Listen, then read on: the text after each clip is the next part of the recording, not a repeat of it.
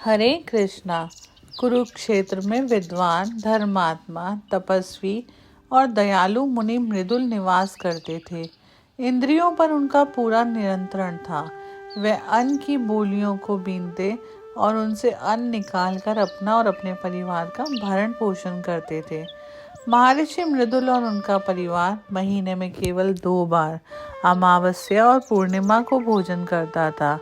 वह भी अतिथि को खिलाने के बाद बचे भोजन से।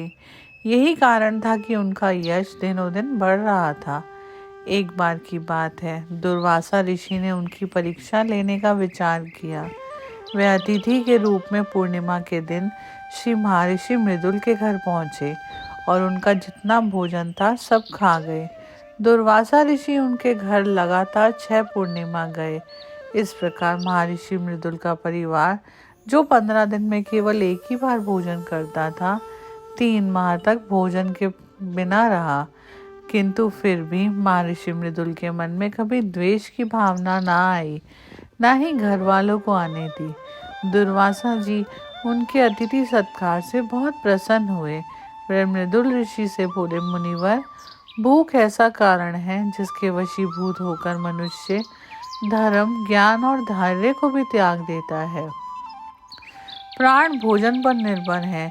भोजन के बिना प्राण नष्ट हो जाते हैं, किंतु आपका इंद्रियों पर पूर्ण नियंत्रण है। इंद्रियों को वश में करना ही तप कहलाता है। आप सभी गुणों से संपन्न हैं, इसलिए अपने कर्मों के कारण आज आपने त्रिलोक पर विजय प्राप्त कर ली है। ऐसा करके आपने परम पद भी पा लिया है।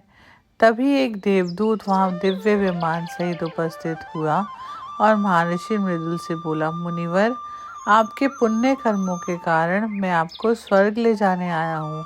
कृपया विमान में पधारें। तब महर्षि मृदुल ने देवदूत से स्वर्ग और ब्रह्मलोक के गुण दोषों का वर्णन करने को कहा। देवदूत ने सविस्तार वर्णन किया।